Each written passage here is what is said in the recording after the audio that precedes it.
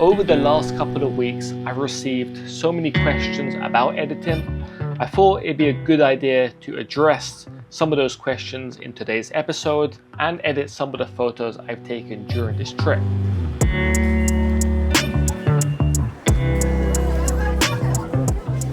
One thing before I start editing, I want to quickly talk about my preset pack Cinefilm.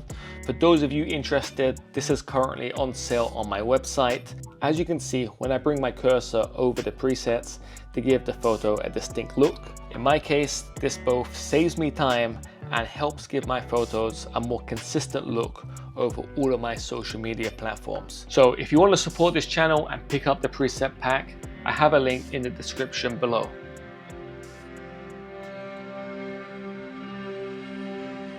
Now, the first thing I want to talk about is sharpening. A lot of photographers these days seem to be absolutely obsessed with sharpening, but honestly, I actually don't think it's that important, and more to the point, I feel like over sharpening actually makes a photo less appealing on the eye. But let's get back to editing this photo. Now, the first thing I want to do is head down to the sharpening panel, and there are actually 4 different options when it comes to sharpening. The most important one is actually the one at the bottom, called masking. Now, if I drag the sharpening tab all the way up to the max, what this does is it applies sharpening to every single line and every single part of the photo. In my opinion, it looks very ugly, and secondly, it starts introducing noise into your image. As you can see, if I zoom in, it's actually sharpening every single line on the wallpaper, all the lines on the subject's clothes, and as you can see in this area here, it's starting to create noise on the door and in the background. So what you're going to want to do is use the masking tool. Now, when you move the masking tool towards the right, it reduces the amount of lines and the amount of areas where the sharpening is applied. The best way to see this is if you hold the Option key and then drag the masking slider, you can see exactly which areas of the image are being sharpened. So everything here that is highlighted in white is currently being sharpened, and the more you move the masking to the right, the less of the image is being sharpened. For most of my photos, I'm bringing the masking above 70, sometimes above 80, so I'm only applying sharpening to certain parts of the photo, namely the subject, the main elements like the clock or the menu, and in all, it makes for a better looking photo because it's not overly sharpened. A mistake I see made often is a subject in the background being equally as sharp as the subject in the foreground. Now, if you just think about your own eye, if you focus on a specific item in the room, that item will be very sharp. Everything around it will be slightly out of focus. Now, if you have a photo where everything is in focus, it starts looking very unnatural on the eye. This is the reason why I tend not to shoot with really high f-stops, and secondly, when it comes to editing, and especially when using masking, to be very careful about adding contrast and sharpening to subjects in the distance or subjects in the foreground. For example, in this photo here, the subject in the foreground is the main focus, so that point should be the sharpest. The second subject, who is the chef in the background, well, he should still be visible and it should be clear to make out what he's doing and who he is. He shouldn't be as sharp as the main subject in the foreground. Now, I'm also going to bring the sharpening slider down too. I rarely go beyond 50 on the sharpening slider, so I'm normally around the 40 mark. And the same goes for radius and detail. Again, hold the Option key and drag the slider, and you can see exactly where the sharpening is being applied to. With radius, I don't like to go too high, so for this image, I'm going to be at about 1.2, and with detail the same. I'm not going to go too high, and I'll keep it around 50. So this is the sharpening off, and this is the sharpening on. As you can see, it's pretty subtle, and it's a way of bringing sharpening into your photo without over sharpening and making your image look ugly.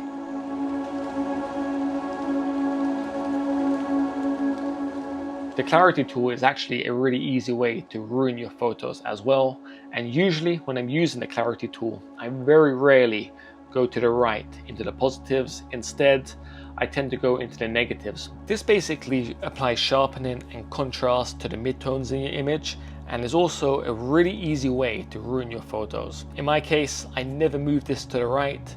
It's always usually at about -20 or -30. And for me, this just gives my images a more softer film-like look.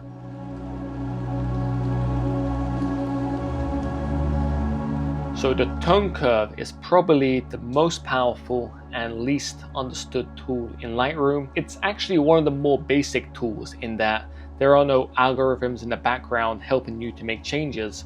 Instead, the tone curve is a really precise way to add brightness or contrast to your photo at specific points, or add color to specific parts of your photo. Unlike with the basic adjustment sliders, you can actually be much more precise with the tone curve.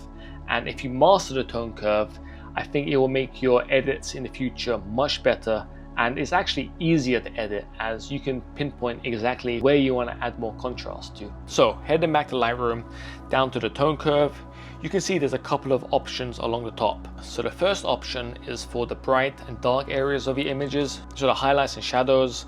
This is represented by this graph you can see with a diagonal line. The bottom left of the graph corresponds to the darkest shadow in your photo, whereas the top right represents the brightest highlights.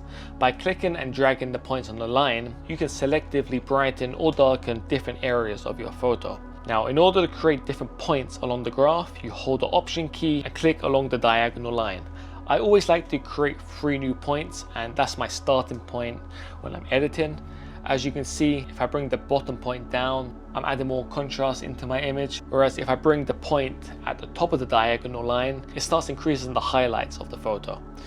Another thing you can do is use this picker tool here and click on exactly which part of the image you want to either brighten or darken. So if I click on my main subject here, you can see that it's created a new point on the graph. And if I move that point, you can see it's directly affecting my subject. When I'm editing, I actually prefer using this tool over the basic adjustment sliders for contrast, shadows and blacks, because I can be a lot more precise about exactly what part of my photo to add contrast or brightness to.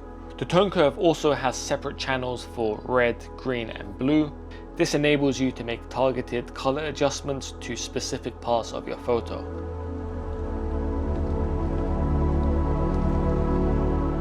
So next up, let's talk color.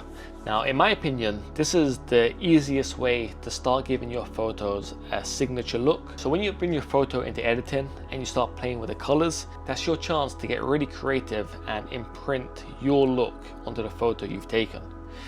Now, there are some photographers who will argue that you shouldn't change the colors and the photos should be representative of real life, but I don't really follow that train of thought. For me, I see the photos I take a bit like scenes from a film. So when you watch a film in the cinema, none of what you're seeing is representative of how it looks in real life. Sometimes there are films which are almost green, there are films which are very yellow, but when you go out into the real world, that's not how the world looks. And it's the same for photography. It doesn't have to be an exact representation of how the scene looked in real life. Instead, for me, the fun part comes when you can start adding your own version of how that scene looked. Here you can start playing with the colors, you can change the reds, you can push the reds into more orange, you can change your oranges to be more red or more yellow. Really, you can spend hours here adjusting your colors to get them just right. As with the tone curve, none of this is going to be really quick and easy to learn. You're going to have to put hours into the HSL sliders, playing with the colors, until you start generating a consistent look which you're happy with. But I do want to make a couple of pointers when you are editing color in Lightroom.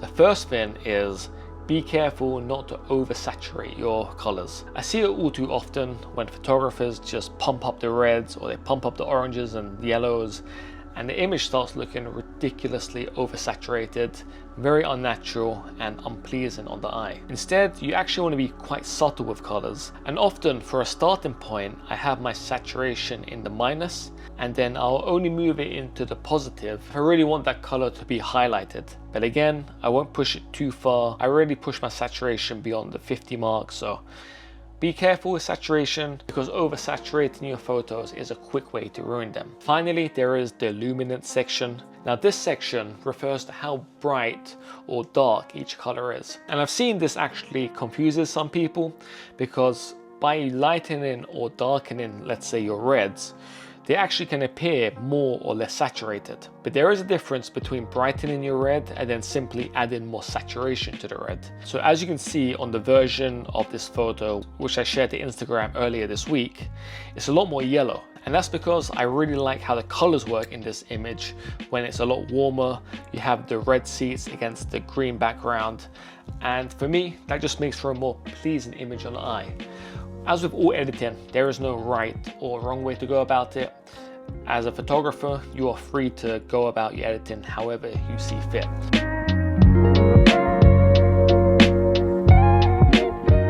So I hope the points I spoke about in this episode will help you with editing in the future. If you have any questions about editing, drop them in the comments below and I will try my best to get back to you. A huge thanks for watching this episode. I'll catch you on the next one.